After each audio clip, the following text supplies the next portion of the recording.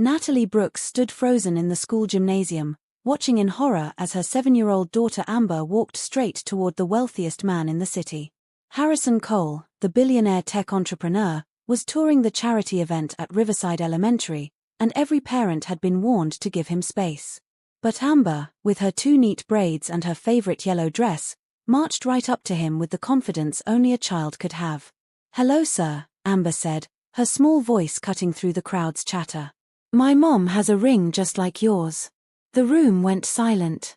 Natalie's heart hammered in her chest as every eye turned toward them. Harrison Cole, a tall white man in an expensive navy suit, looked down at the little girl with confusion written across his handsome face. His hand instinctively moved to the gold signet ring on his right hand, a distinctive piece with an intricate design. "What did you say, sweetheart?" Harrison asked, his voice gentle but shaken. "That ring," Amber pointed. "My grandma had one just like it. She died last year, but my mom keeps it in a special box. It has the same picture on it, the one with the birds and the flowers." Natalie finally found the strength to move. She rushed through the crowd, her worn teaching flats squeaking against the gym floor.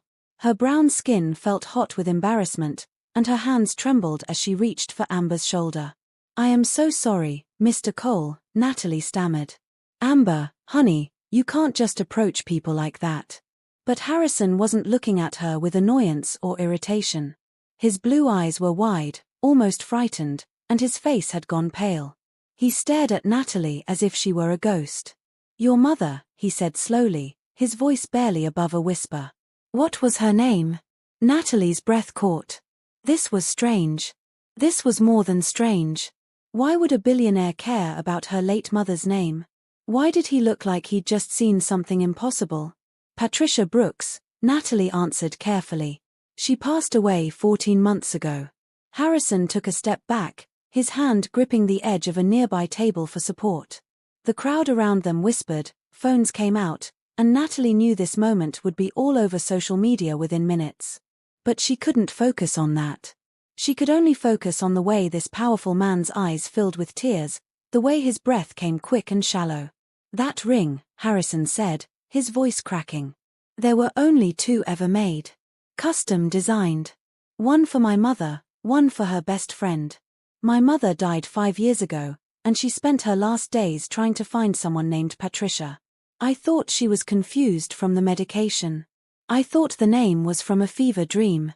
The gymnasium spun around Natalie. Her mother's ring. The one she'd worn every single day until she got too sick. The one Natalie kept in a small velvet box on her dresser. Her mother had always said it was from her dearest friend, someone she'd lost touch with decades ago. Someone she never stopped missing. "Mr. Cole," the school principal interrupted, trying to move between them. "I apologize for this disruption." "No," Harrison said firmly, his eyes never leaving Natalie's face. "No disruption at all. Mrs. Brooks, is it?" "Miss Brooks," Natalie corrected softly. "Miss Brooks, I need to speak with you. Please. This is important. More important than anything else I have scheduled today." Could this mysterious ring connection change everything for a struggling single mother and her daughter? What secrets did their mothers keep? Drop a comment below with your thoughts, and subscribe so you don't miss what happens next in this incredible true story. The charity event ended in a blur.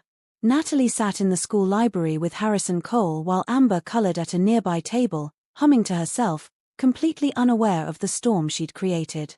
Rachel Thompson, Natalie's best friend and fellow teacher, stood guard at the door, keeping curious parents and staff away.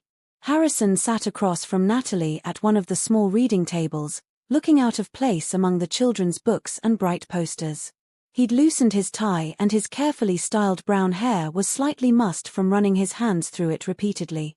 "Tell me about your mother," Harrison said. "Please. I need to understand." Natalie took a deep breath. "Mom was a nurse. She worked at County General for 30 years. She was kind and funny and loved gardening. She never talked much about her past, especially not about her life before I was born. She raised me alone. My father left when I was a baby." "Did she ever mention my mother?" "Catherine Cole?" "No," Natalie admitted. She only said the ring came from her best friend, someone she loved like a sister. Someone she lost contact with and regretted it every day. Harrison pulled out his phone and scrolled through photos. He turned the screen toward Natalie.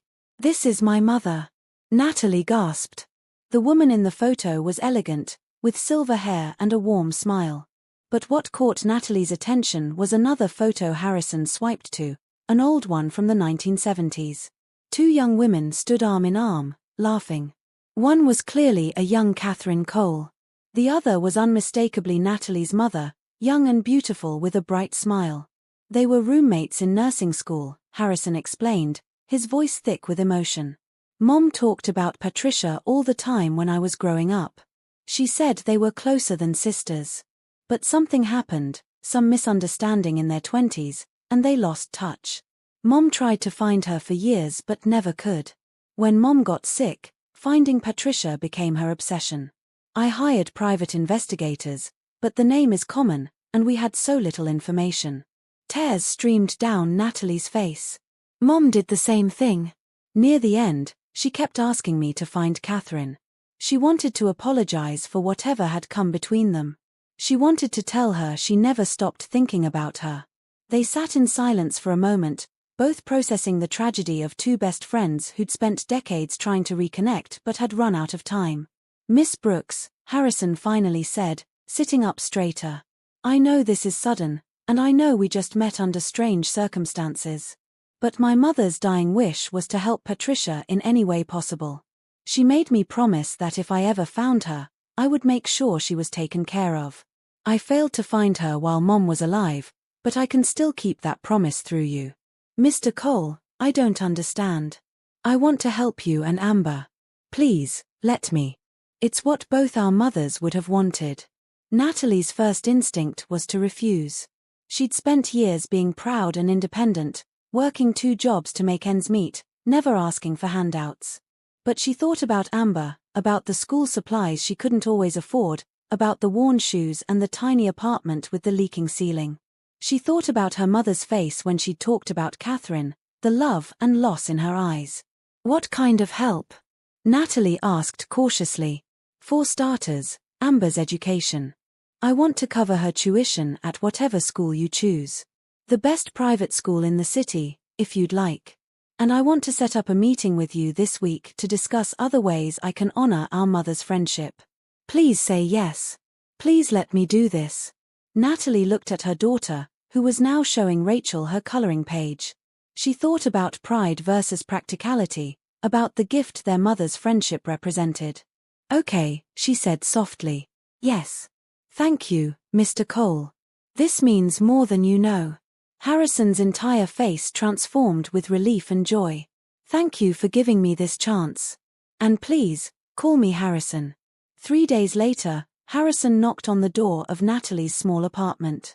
She'd spent the previous night cleaning frantically, trying to make the cramped space presentable.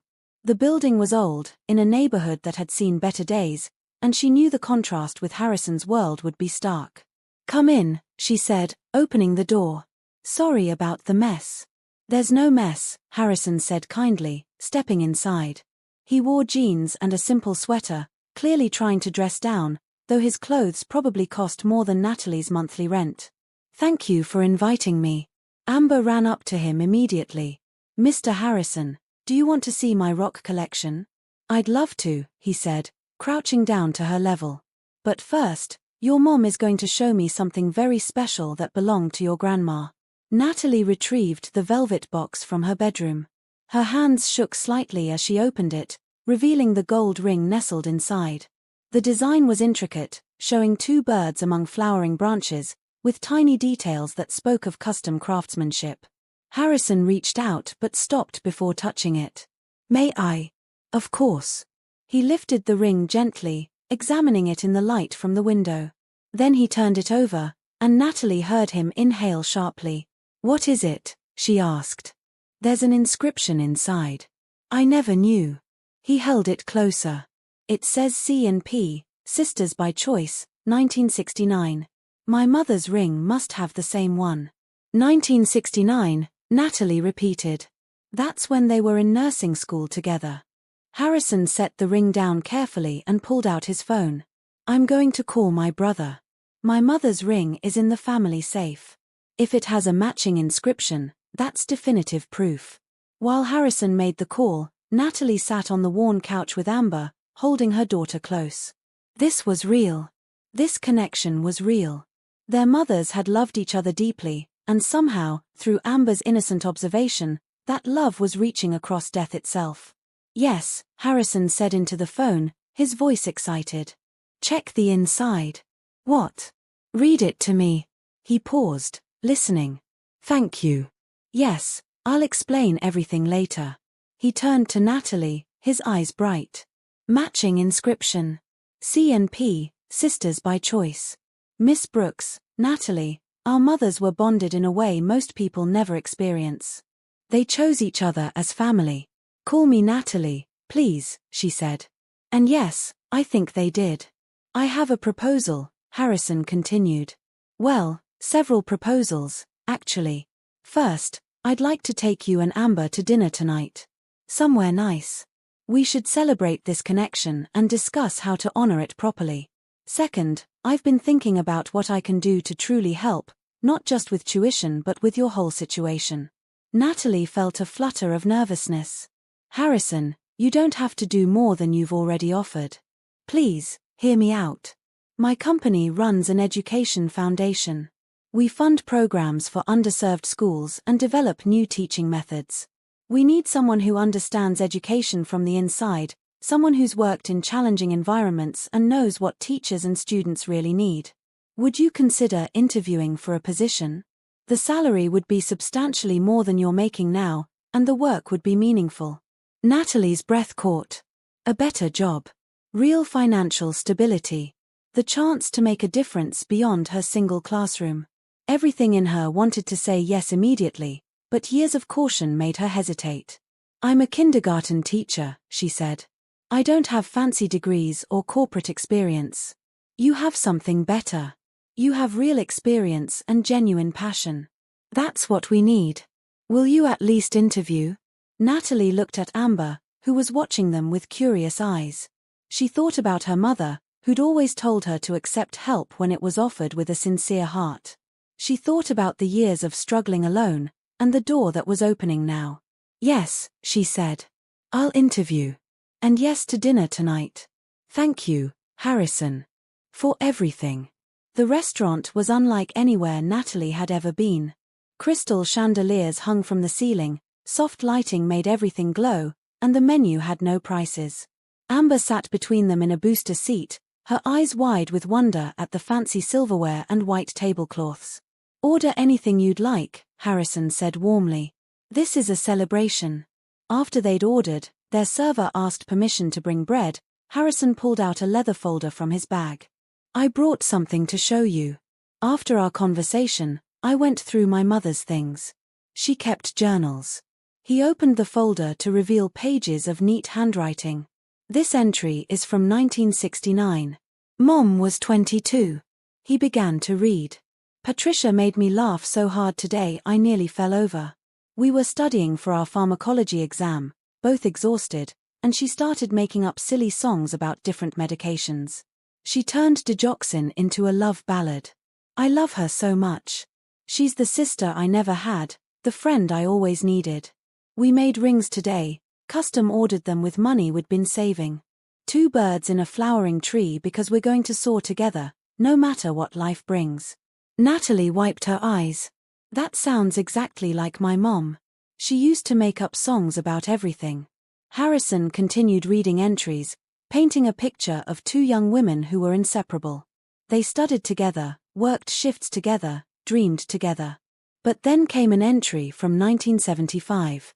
I haven't heard from Patricia in 3 months, Harrison read, his voice heavy. I don't understand what happened. We had that argument about her boyfriend, and I said things I shouldn't have said. I was worried about her, but I pushed too hard. I tried calling, but she changed her number. I went to her apartment, but she moved. I'm heartbroken. I don't know how to fix this. Mom never told me the details, Natalie said. But I know she dated a man my grandmother hated. He turned out to be abusive. Mom finally left him, but by then she'd pushed away everyone who tried to warn her. She was ashamed. My mother carried that guilt for decades, Harrison said. She thought she'd been too judgmental, too harsh. She never forgave herself for losing Patricia. And my mom never forgave herself for pushing Catherine away, Natalie added. All that wasted time because of pride and hurt feelings. They sat quietly for a moment. Then Amber spoke up, her voice clear and matter-of-fact. But now you're friends, she said. So they're probably happy in heaven. Both adults looked at the little girl, and suddenly the sadness lifted. She was right. Somehow, through an impossible coincidence and a child's observation, Catherine and Patricia's friendship was continuing through their children. Smart girl, Harrison said, smiling at Amber. You're absolutely right. After dinner, as they walked to the parking garage, Harrison stopped. Natalie, I've been thinking. That job offer is real, but I want to make it official. I'd like you to come to my office tomorrow for a formal interview with our foundation director. The position is real, the salary is competitive, and I genuinely think you'd be perfect for it. But I need you to understand that this isn't charity. We need someone with your skills and perspective. What's the salary? Natalie asked, her practical side taking over. Harrison named a figure that made her knees weak. It was more than double what she made now, with benefits that included full healthcare, retirement matching, and tuition assistance. That's a lot of money, she stammered. It's fair compensation for the work. Say yes, Natalie. Let me help you the way my mother wanted to help your mother. Please. Natalie thought about Amber's worn shoes, the leaking ceiling, the stack of medical bills from her mother's final illness. She thought about her mother's voice saying accept blessings with grace, baby girl. Pride won't keep you warm at night. Yes, she said, her voice strong. Yes, I'll come tomorrow. And Harrison, thank you. From the bottom of my heart. What happens when Natalie steps into Harrison's world? Will she fit in at the elite foundation? Will their connection grow into something more? Comment your predictions below and hit subscribe to see how this story unfolds. The interview went better than Natalie could have imagined. The foundation director, a sharp woman named Dr. Helen Bradford, didn't treat her like a charity case or Harrison's pet project. Instead, she asked thoughtful questions about classroom challenges, educational equity, and innovative teaching methods. Natalie found herself speaking passionately about the needs she saw every day. You're exactly what we need, Dr. Bradford said at the end. Someone who knows the reality of under-resourced schools, not just the theory. When can you start? I need to give 2 weeks' notice to my school, Natalie said. Fair enough. We'll have your paperwork ready. After the interview, Harrison asked Natalie to meet him in his office. The space was modern and bright, with floor-to-ceiling windows overlooking the city. Natalie felt small in her best interview suit, which she'd bought at a discount store 3 years ago. You got the job, Harrison said, grinning. Dr. Bradford called me already. She's thrilled. I can't believe this is happening, Natalie admitted. A week ago, I was worried about making rent. Now I have a job that pays more than I ever dreamed of. You earned it, Harrison insisted. But I have one more thing to discuss. Please, sit down.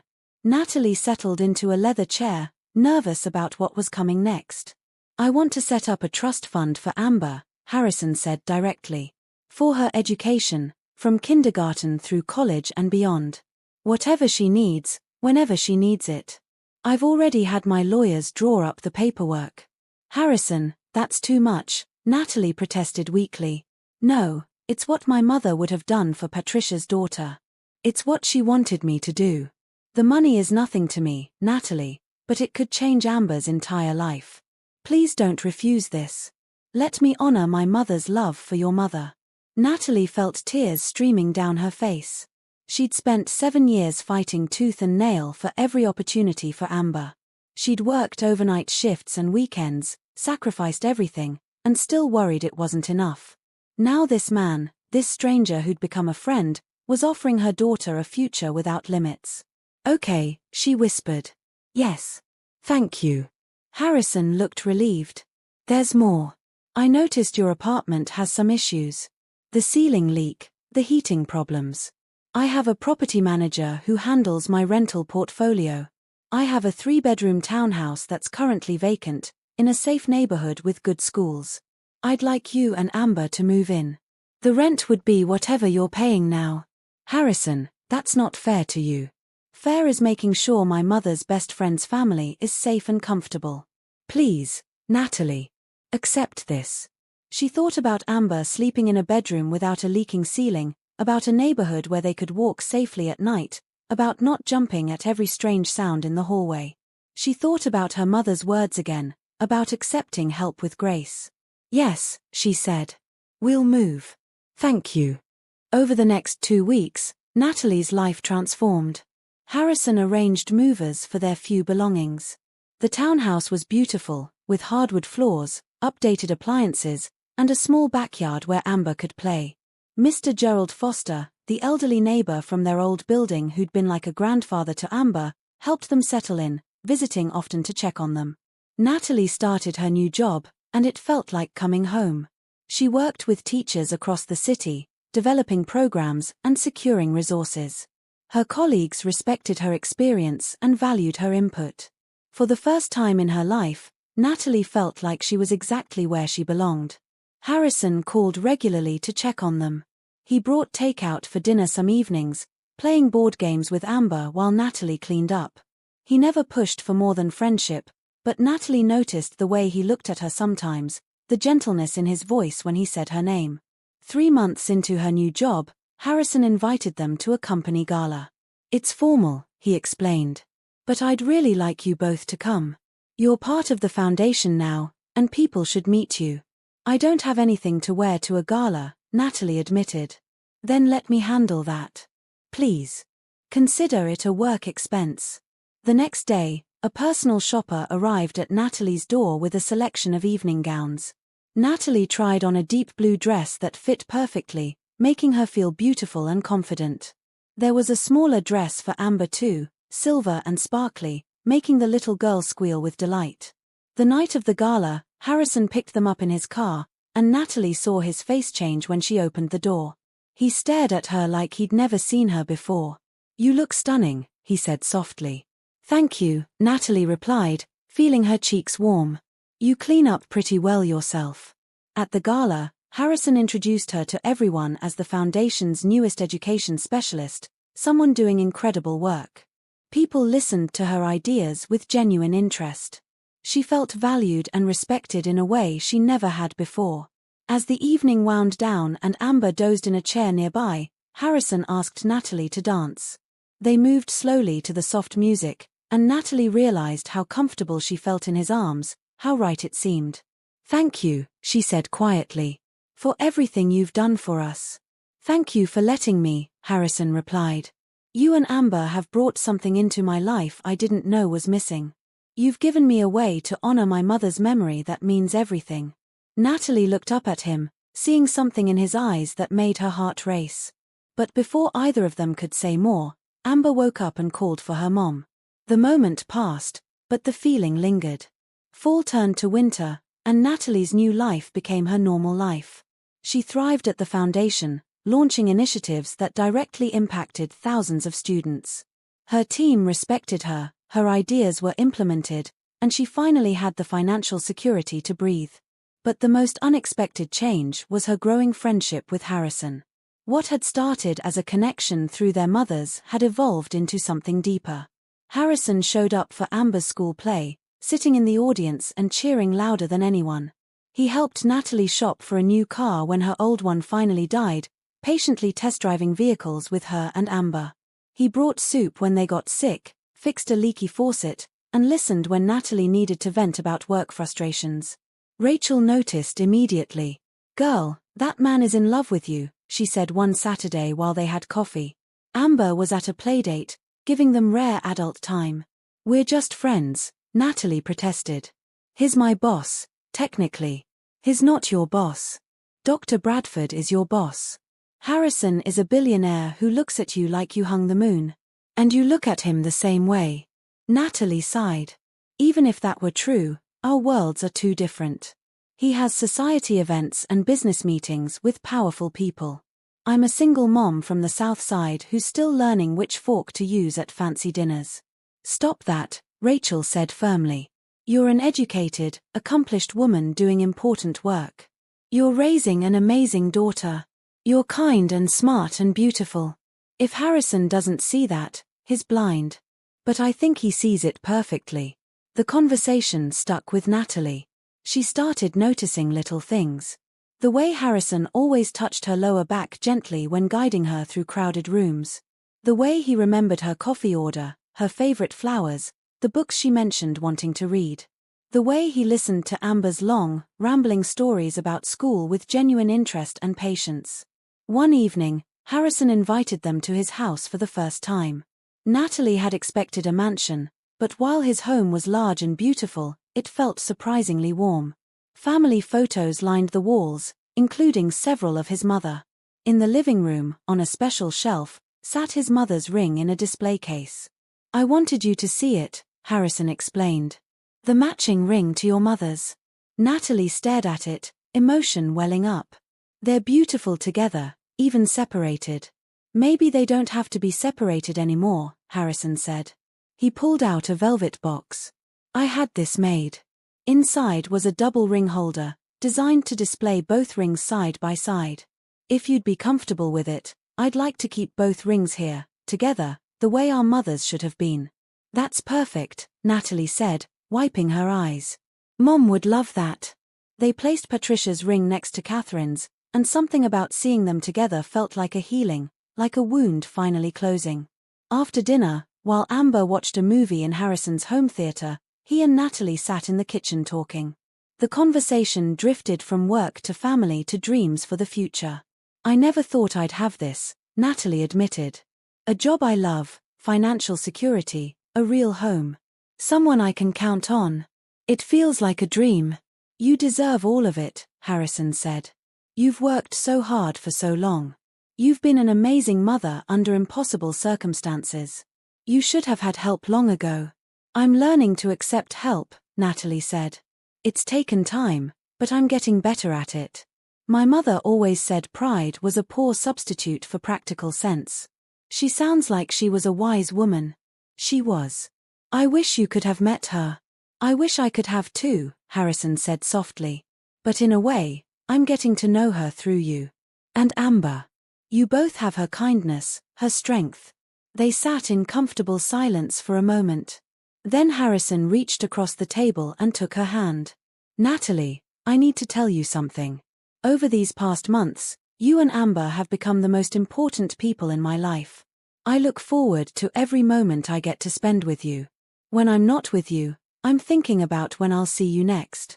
This is more than honoring our mother's friendship. This is. He trailed off, suddenly looking uncertain. Natalie's heart pounded. She knew what he was trying to say, and she knew how she felt too. This is what, she prompted gently. This is me falling in love with you, Harrison said. Both of you. I love the way Amber tells stories and asks a million questions. I love how patient you are with her, how you balance being her mother and her friend. I love your passion for your work, your dedication to making things better for other people's children while raising your own. I love your laugh, your smile, the way you see the good in people. I'm in love with you, Natalie, and I needed you to know. Natalie sat frozen, her hand still in Harrison's, her mind racing. He loved her. This successful, kind, generous man loved her. And the truth was, she loved him too. She'd been falling for him gradually, so slowly she hadn't recognized it until Rachel pointed it out. But now, hearing him say it, she couldn't deny her own feelings. I love you too, she said, her voice barely a whisper. I've been so scared to admit it. Scared it was too soon, scared our situations were too different, scared I was reading things wrong. But yes, I love you. Harrison's face broke into the brightest smile she'd ever seen. He stood, pulling her up with him, and wrapped her in a hug that felt like coming home. They held each other for a long moment, and when they finally pulled apart, both had tears in their eyes. I've wanted to tell you for weeks, Harrison admitted. But I didn't want to pressure you or make things awkward at work. I didn't want you to feel like you owed me anything because of what I've done for you. You could never make me feel that way, Natalie assured him. Everything you've done has been generous and kind, with no strings attached. I know that. And my feelings for you have nothing to do with gratitude and everything to do with who you are as a person. They kissed then, gentle and sweet, and Natalie felt like something that had been broken inside her was finally healing. She'd been alone for so long, carrying everything by herself, never letting anyone truly in. But Harrison had proven himself patient and trustworthy, and she was ready to open her heart completely. "Mommy," Amber's voice called from the other room. "The movie's over." They broke apart, both laughing. "We should tell her," Natalie said. Together. They found Amber in the theater room, stretching and yawning. "Can we come back and watch movies here again?" she asked. "This TV is so big." "Absolutely," Harrison said, crouching down to her level. "Actually, sweetie, your mom and I want to talk to you about something." Amber looked between them, her eyes sharp with a 7-year-old's intuition. "Are you going to be boyfriend and girlfriend?" Natalie laughed, surprised. "How did you know?" "You look at each other all mushy," Amber said matter-of-factly. "Like in the princess movies. I think it's nice. Mr. Harrison is really nice, and he makes you smile a lot." "How do you feel about it?" Harrison asked. "It's important that you're comfortable with this." Amber thought for a moment, serious. "Will you still come to my school stuff? And help me with my homework? And bring pizza on Fridays?" "Always," Harrison promised. "If that's okay with you." "Okay," Amber decided. "But Mommy, does this mean we have to move again?" "I like our house." "No moving," Natalie assured her. "Everything stays the same, just with more happiness." Over the next few weeks, Natalie and Harrison navigated their new relationship carefully. They had dinner together several times a week, with Amber always included. Harrison met Rachel officially, who gave him a thorough best friend interrogation before declaring him acceptable. They went to the park, the museum, the zoo. They built a life together, slowly and deliberately. At work, Natalie worried people would treat her differently if they knew about her relationship with Harrison. But Dr. Bradford had known from the beginning. "He's been different since he met you," she told Natalie one day. "Lighter. Happier. And you're doing excellent work that has nothing to do with who you're dating. Don't worry about office politics." One evening, about 6 weeks into their relationship, Harrison took Natalie to dinner alone. Rachel was watching Amber, giving them a rare date night. "I've been thinking about the future," Harrison said over dessert. "About what I want and what kind of life I want to build. I know it's early, and I don't want to rush you, but I need you to know my intentions are serious." "I know they are," Natalie said. "Mine are too. I want to marry you someday," Harrison continued. "I want to be Amber's father, officially. I want more children with you, if you want that. I want to grow old together and tell our grandchildren the story of how a little girl's observation about a ring brought us together." Natalie's eyes filled with tears. "I want all of that too. Every bit of it." "Then we're on the same page," Harrison said, smiling. "That's all I needed to know. We'll take our time, do this right, but at least we know where we're heading." That night, as Harrison walked Natalie to her door, she felt a certainty she'd never experienced before. This was right. This was meant to be. Their mother's friendship had been lost for decades, but through an impossible coincidence, their love story was writing a new chapter. "I love you," she said as he kissed her goodnight. "I love you too," he replied. "Both of you. My girls." Spring arrived, bringing warm weather and blooming flowers. Natalie had been with the foundation for 7 months and dating Harrison for 4. Life had settled into a comfortable, happy rhythm. She woke up each morning grateful for the blessings in her life and went to bed each night feeling secure and loved. Harrison's company was hosting its annual gala, a massive event that raised money for educational initiatives across the state. This year, Natalie was heavily involved in the planning, having helped design several of the programs that would be showcased. "You need a spectacular dress," Rachel insisted during one of their shopping trips. "This is your debut as both a foundation leader and as Harrison's girlfriend.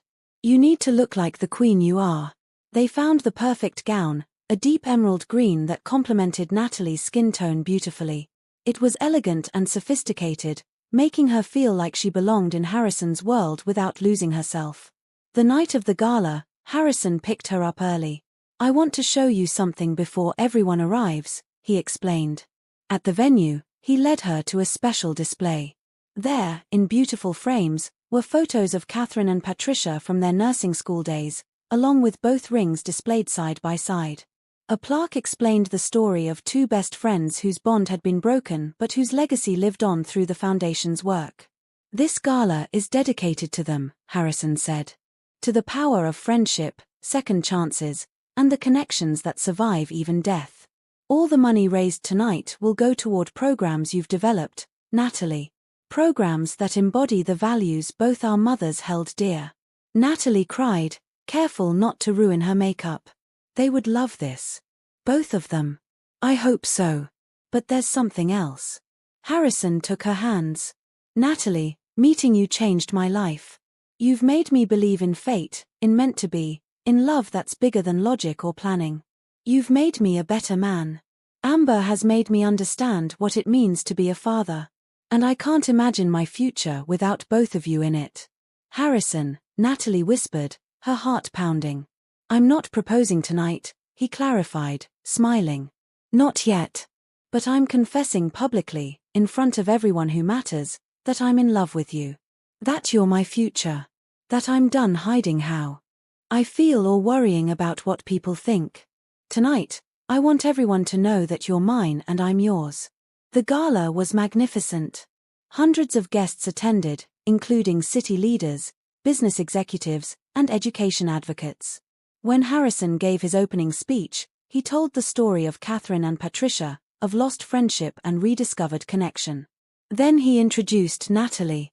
"This is Natalie Brooks," he said, his voice carrying through the ballroom.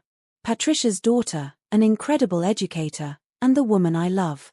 She's the heart behind many of the programs we're celebrating tonight. She represents everything this foundation stands for: dedication, compassion, and the belief that every child deserves a chance to succeed." The room erupted in applause. Natalie stepped forward, Harrison's hand in hers, and spoke about her work and her vision for the foundation's future. She talked about her mother, about growing up with limited resources, about the teachers who'd made a difference in her life. She was eloquent and passionate, and the audience was captivated. After the speeches, as they danced together, Harrison whispered in her ear, "I'm so proud of you.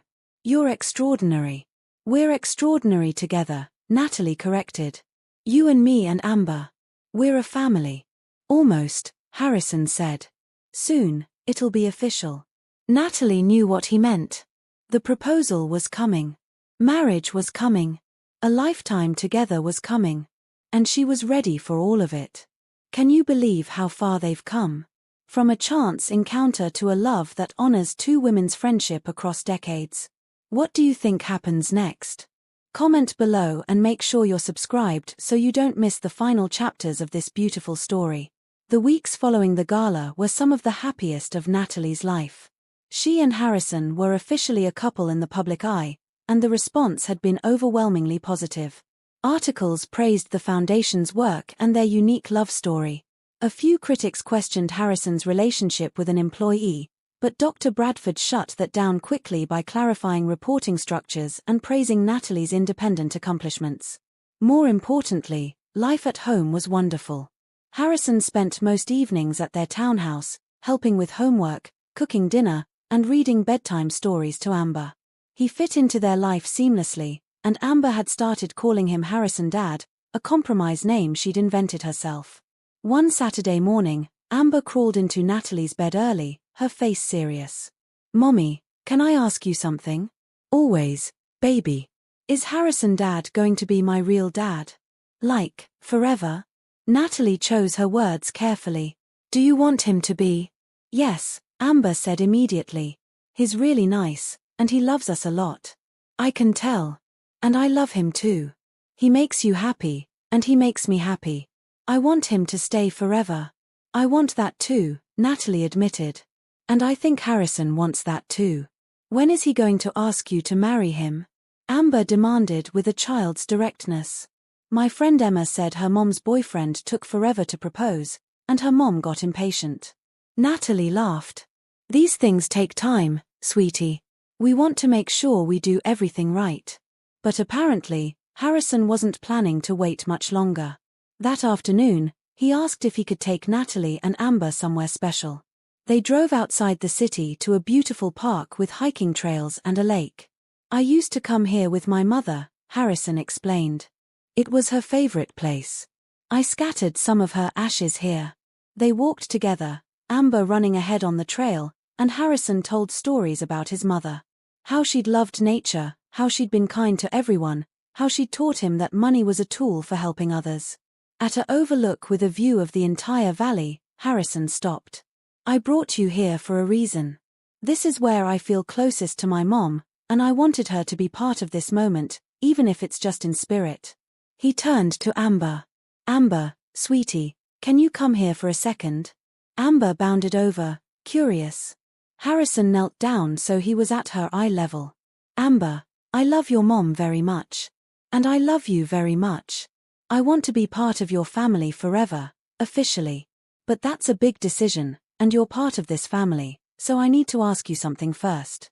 Would it be okay with you if I asked your mom to marry me? Would you be comfortable with me becoming your dad? Amber's eyes went huge. Really? Like, for real? For real, Harrison confirmed. But only if you're happy about it.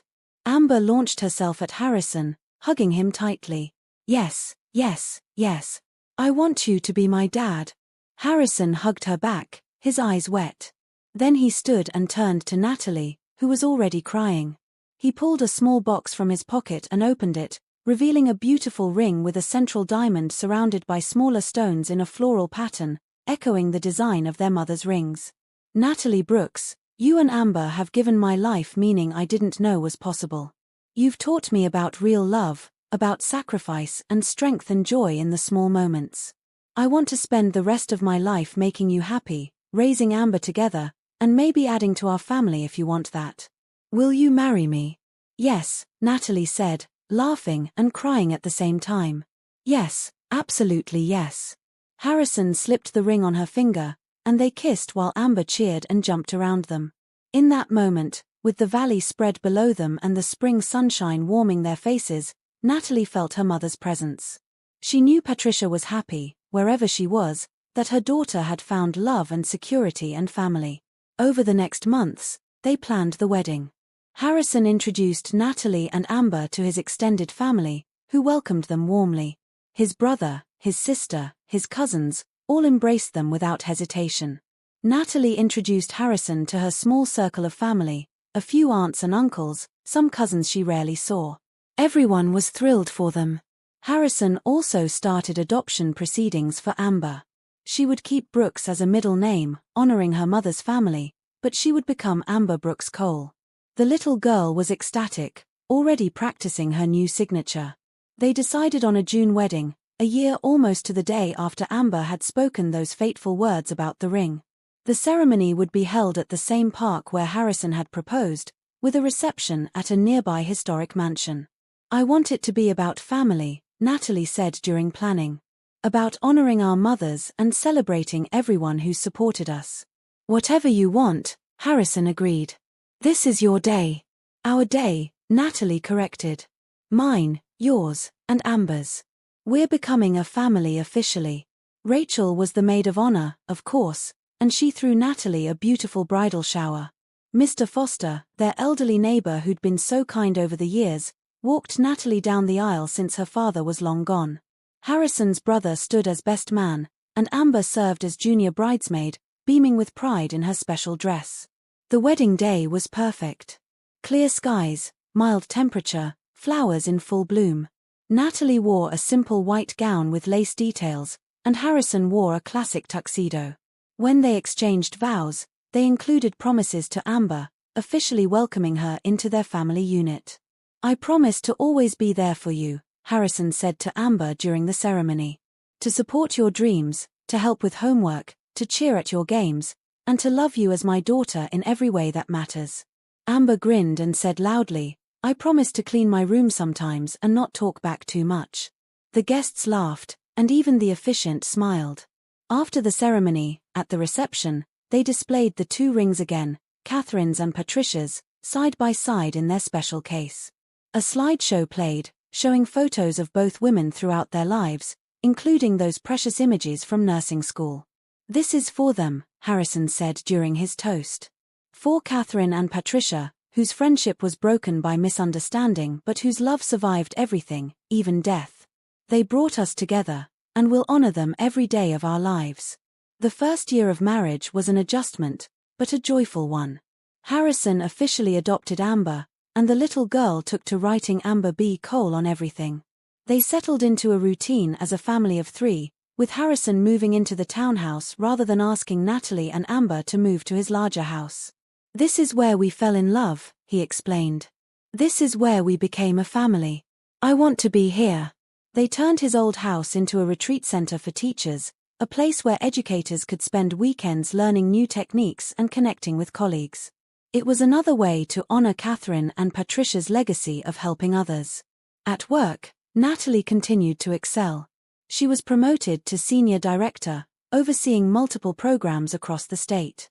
Her initiatives were featured in education journals and adopted by other foundations.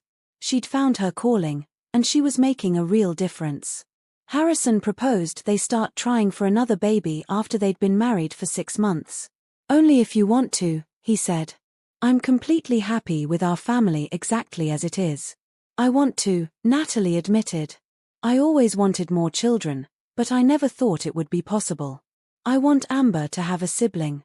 3 months later, Natalie discovered she was pregnant. They told Amber first, who was thrilled at the idea of being a big sister. The pregnancy was healthy and uncomplicated, and the following spring, they welcomed a son, William Patrick Cole. His middle name honored Natalie's mother.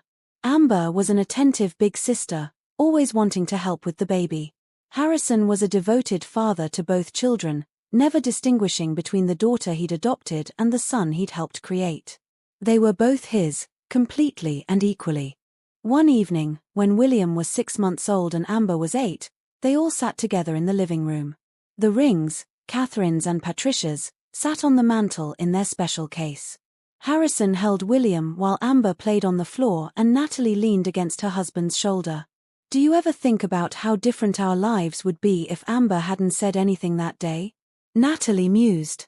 "If she'd just stayed quiet." "I think about it sometimes," Harrison admitted. "But I also think things happen the way they're supposed to. Our mothers loved each other but couldn't find their way back together. Maybe we're finishing their story for them." "I like that," Natalie said. "We're their second chance." As the years passed, their family grew and thrived.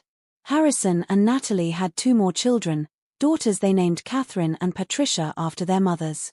Amber grew into a confident teenager who excelled in school and talked about becoming a doctor. William was curious and energetic, always asking questions about everything. They established the Catherine Cole and Patricia Brooks Foundation, separate from Harrison's company, dedicated specifically to helping single mothers and their children. The foundation provided scholarships, childcare assistance, job training, and housing support. It helped thousands of families achieve the kind of stability Natalie had once desperately needed. On the 10-year anniversary of the day Amber had spoken to Harrison about the ring, they gathered at the park where Harrison had proposed. Amber was 17 now, preparing for college. William was 10, and the twins, Catherine and Patricia, were 8. "Do you remember that day?" Harrison asked Amber. "Do you remember walking up to a stranger at your school and commenting on his ring?" "Not really," Amber admitted. "I was 7. But I've heard the story a million times." "That moment changed everything," Natalie said, looking at her daughter with pride and love. "Your curiosity and courage brought our family together. You gave us all this happiness. And gave me a dad," Amber added, smiling at Harrison. "Best decision I ever made." They stood together, the family of 6, looking out over the valley. The rings, both of them, were at home on the mantel, side by side where they belonged. Catherine and Patricia's friendship had been broken by life's complications, But through their children, through chance and fate and a child's simple observation, their love had created something beautiful. To second chances, Harrison said, raising his water bottle in a toast. To family, Natalie added.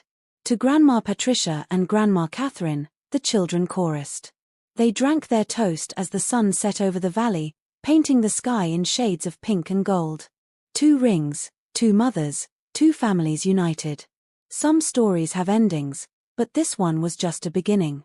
The promise of the rings, made decades ago by 2 young women who loved each other like sisters, had been fulfilled in ways they never could have imagined.